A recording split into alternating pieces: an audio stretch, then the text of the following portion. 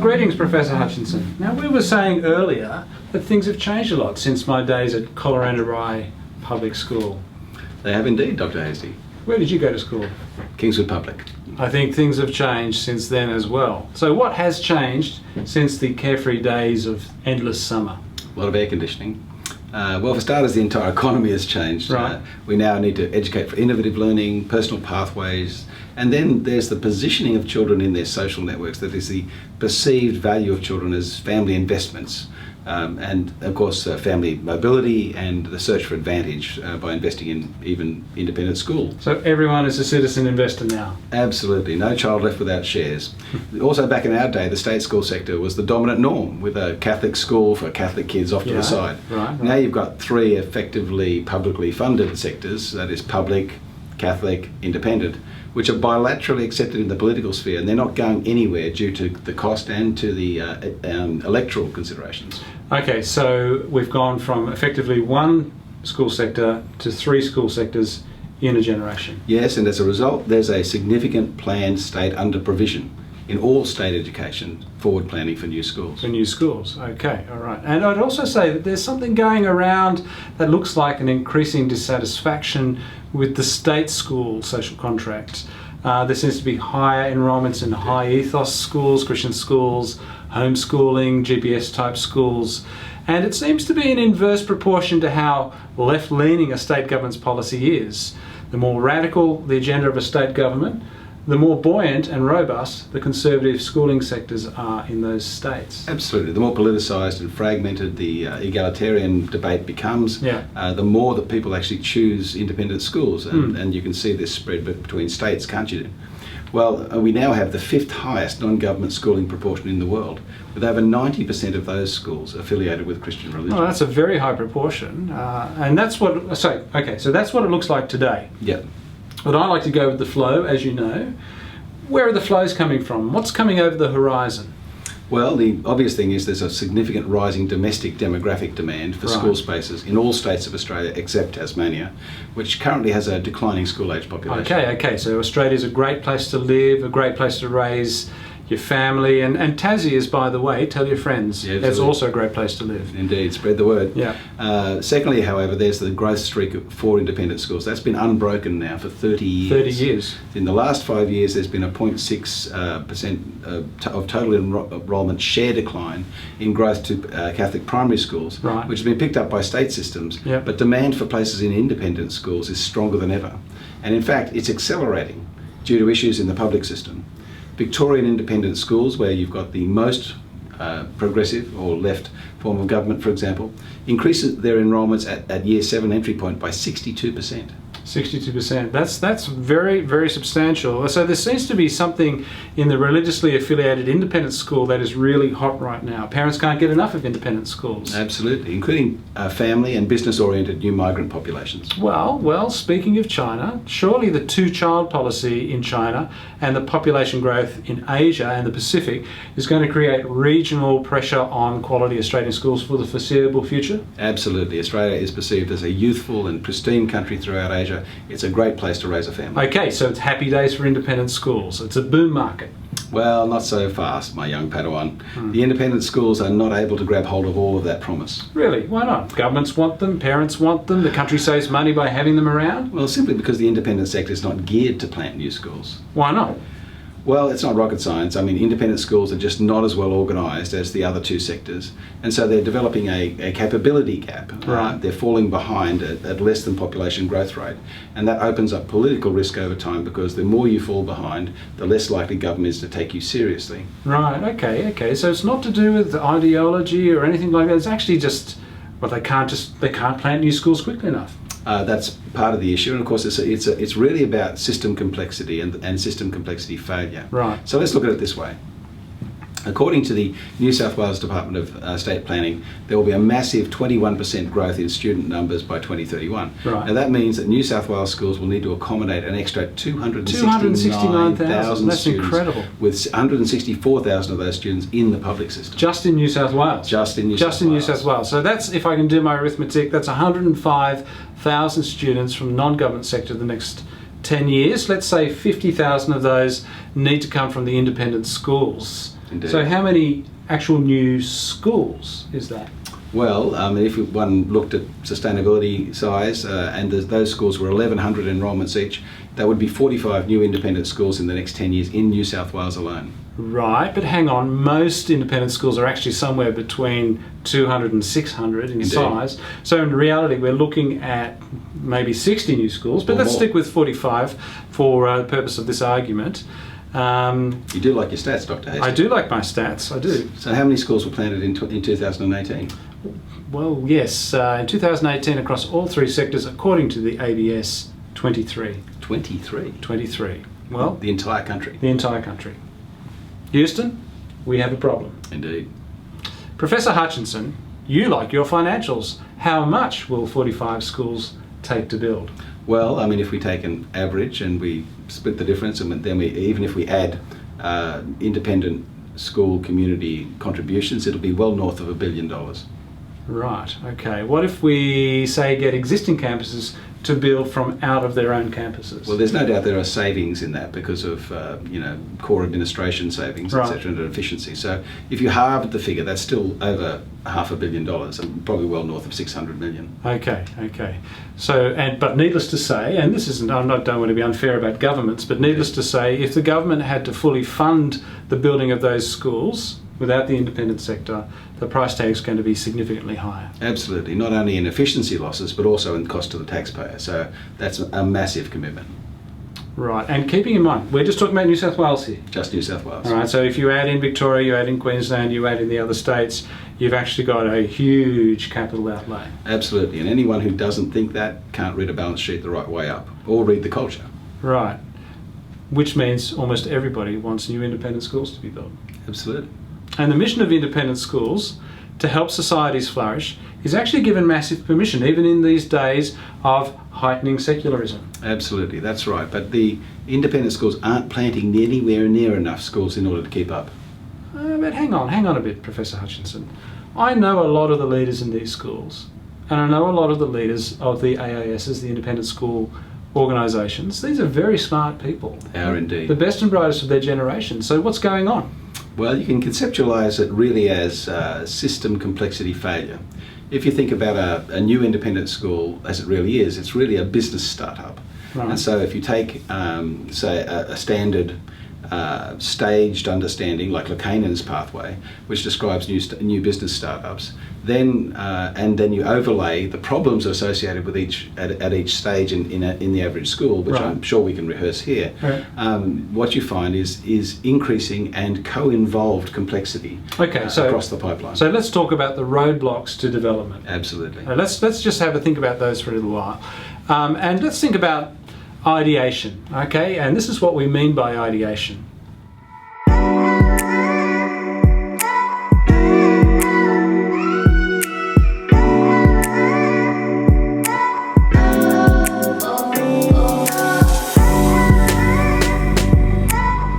Why is it so hard to come up with ideas?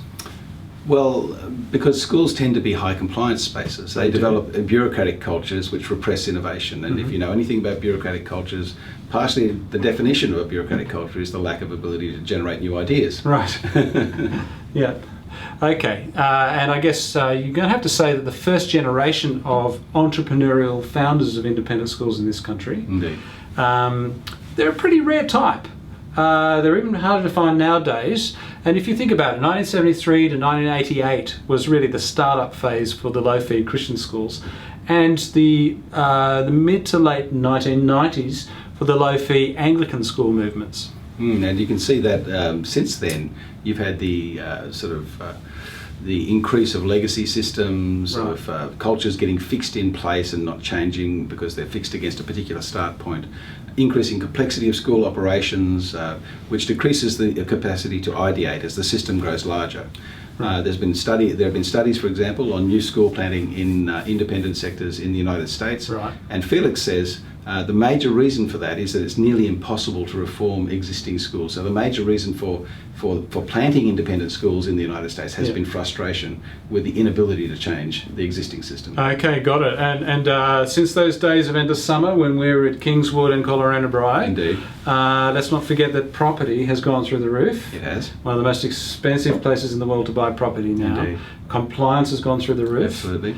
Those costs have risen significantly, while the development pipelines towards a surplus have extended out significantly. Absolutely, and that means in terms of the appetite for risk, it means that the new campus planning can only really be carried out by relatively rare, well-established systems with a core mission to undertake new campus planning. So it's not like the good old days when all you needed was the will to succeed, a massive appetite for risk, and some Dutch reformed immigrants running a successful trucking company nearby. We certainly owe a lot to those. We absolutely do. Absolutely. All right, okay. Well, let's just imagine that the perfect mix happens and everyone can come up with the right idea for the right school in the right place. What breaks down at the concept phase? Let's think about what the concept phase might mean.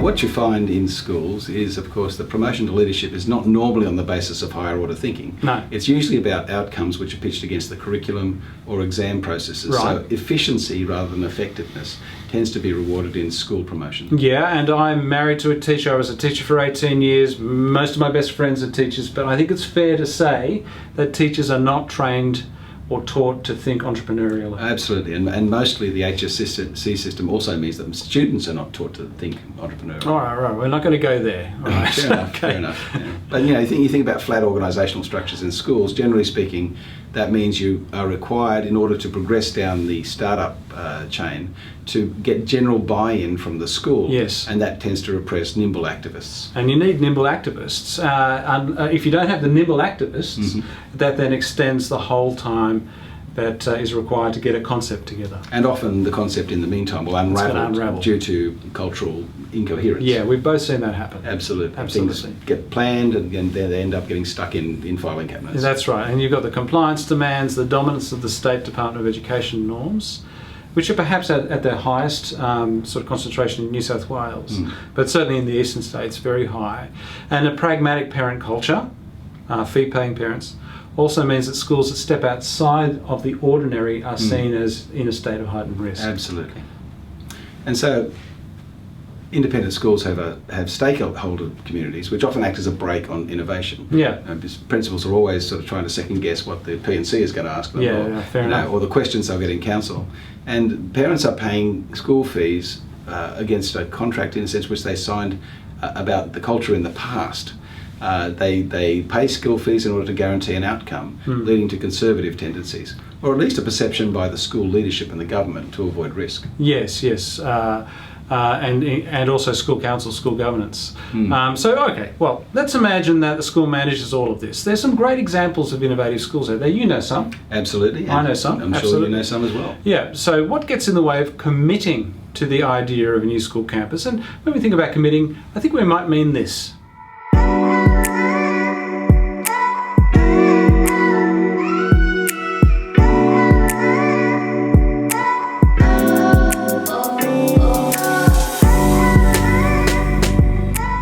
Gets in the way of committing? Well, as you'll know, Dr. Hastie, when you move from just a good idea to getting it on the whiteboard, drawing up your initial plans, etc., then you ask a team to get together with a variety of skills. And of course, the range of skills required for synergetic team formation in schools is generally not available, because Joe Bloggs might be a very gifted thinker, but he's off running the Year 8 camp in Canberra. Okay. So it's because of the timetable and the budget requirements. Well, you might call this adaptive retasking. Yeah. Schools are quite driven by the timetable and the related budgetary requirements, and therefore the margins and the flexibility for most leaders is just not there. So the adaptive retasking ability in schools is generally poor. Yeah, you can't blame leaders for worrying about these things, and I think it's fair to say that most initial teacher education programs actually weed out the really mobile, agile, smart activists because they can get paid better for lower credentials outside of teaching. Yes. I mean, it's sad, and this is but it's true. And it is a matter of national. It is a matter of national conversation right at the moment. Yeah, right? it is. Yeah. And federal government has declared this to be a real issue in the teaching profession. But let's not forget that schools have large staffs with their own motivators, and so absolutely. even if you have nimble, capable people within the system, is going to be a sort of a divergence of interest across a large school, leading to lobby group formation and resistance. Right. Yeah. Don't rock the boat. Yeah, centre-led change. It becomes more difficult as the school gets larger. Yeah, and we've seen that happen. All right, okay, but let's imagine that a good principal can manage that culture, and we both know many principals who can manage those cultures, turn them around. Leaders, yeah. What stops the validating process around a commitment to a new school plant? And by validating, we mean this.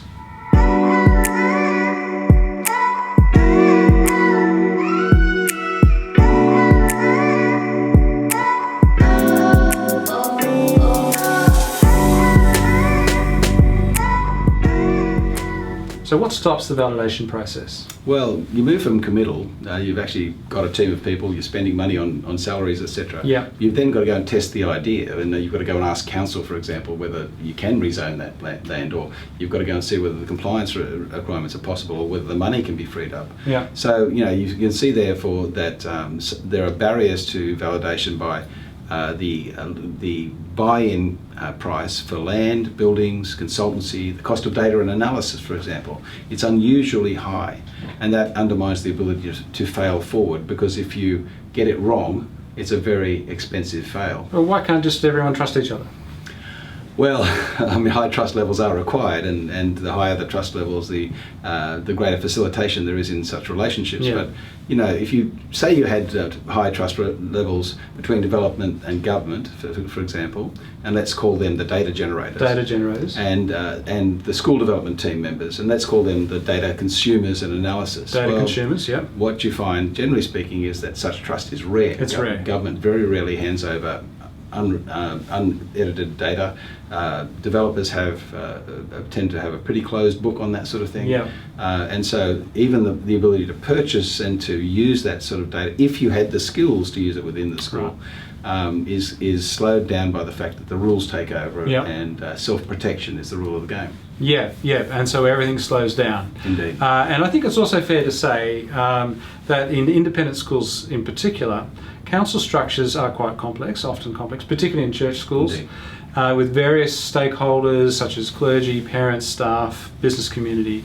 And the complexity actually creates a fallback position of aversion to risk. Indeed, yeah. And it can undermine the ability of a council to test the concept in any sort of categorical manner. Yeah. I mean, school councils often also don't structure themselves for forward capital investment in innovation, as maintenance costs rise with age. I mean, the older, in a sense, the more capable a school gets, the more investment it has in keeping its current buildings running. Exactly right. They've got to keep painting the buildings. Absolutely. Yeah. And what about the dreaded KPI for principals? Oh, KPI. When it comes to validation. You can feel the shiver run down the spine of every principal. Yeah. Establishing KPIs requires pre-commitments at the accountability level. Okay. And that implies penalties for non-performance. So it's a backwards looking process. It is. And so you find that principals are, because of their annual reward and remuneration process, it becomes counterintuitive for principals to commit to new school planting and validating new school planting. Absolutely. Okay, well, call me Dr. Pollyanna now, but let's imagine that there's a gangbusters school council, there's massive trust, there's developers, there's government, there's everyone trusts each other, and there's an appetite to ideate, conceive, commit and test. Now, I know schools like this. And so do I. Yeah, some of these are fantastic schools, we all know them. All right, imagine we've got this far. What stops the project from actually being scaled into a new school?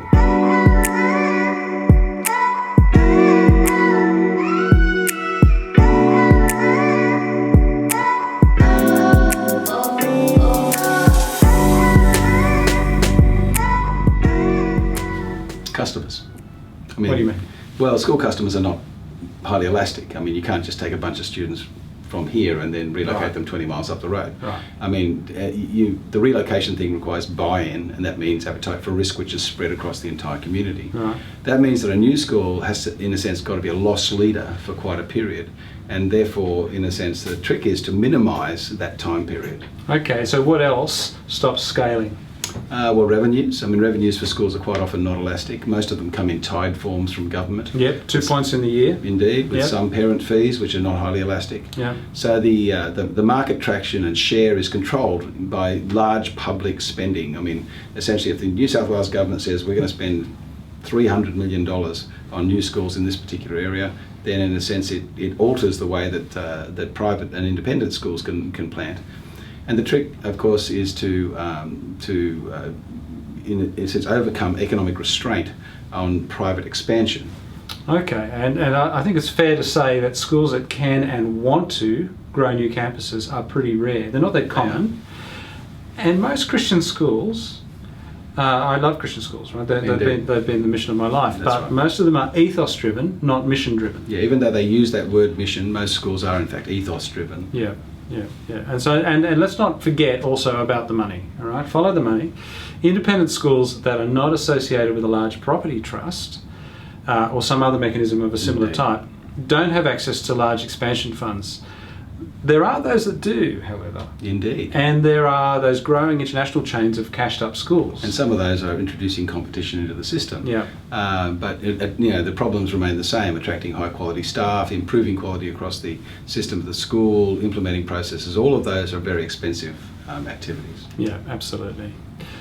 But this is not just about a campus or two here or there. We started talking here about a national problem. Indeed. Okay, a national problem.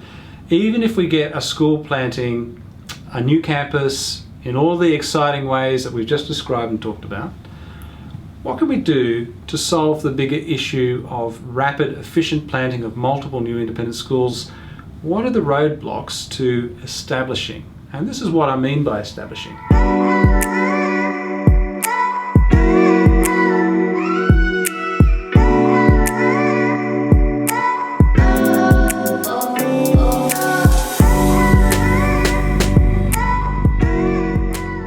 What are the roadblocks? Well, sustainable chain growth has just not been evident amongst Christian schooling networks, and a lot of that is to do with their misunderstanding about systemic complexity failure. The original networks have plateaued, and although they're growing in total numbers, are not keeping pace either with the population growth or their initial per year planting rate. Okay, I think it's also fair to say that most schools have not established the mechanisms to attract finance readily, and nor have they established the HR mechanisms to attract the right people for agile new school planting. Absolutely, that's correct. It's simply true that most schools are not campus planting and they're not addressing their pipeline issues. Well, gee whiz, Professor Hutchinson. It sounds like we need to work out some ways forward. Come on, we're pretty smart guys, pretty good looking as well. Well, one of us is, David, and you can choose which one. We need to get a room full of smart Christian school planters together, and I'd like to see what they think about our following solutions. I'm a big fan of cartoons. Do you want to watch a cartoon? Let's watch a cartoon. I think we want to watch a cartoon. Indeed.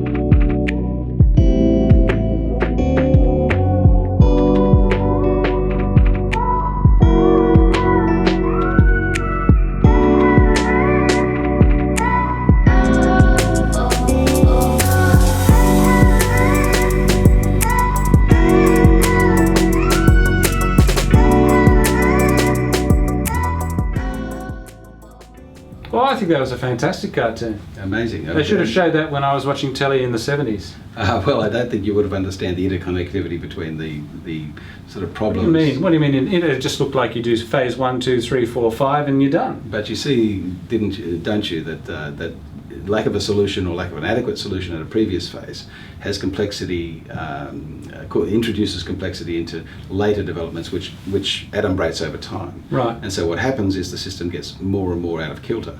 And so effectively, if you don't move from stage to stage, having adequately solved each of the problems and mobilise the resources, then there's going to be a stop point somewhere along the chain. Right. Yeah. And that, in fact, is the experience of most schools when they try to plant new campuses. Okay, so we've raised some pretty interesting roadblocks to why there aren't new campuses being planted in a rapid way around this country in independent schooling. Indeed. It seems to me that what we're talking about here is creating preset solutions, mobilising resources through a partnership, right? Partnership that facilitates sustainable and large-scale independent school planting.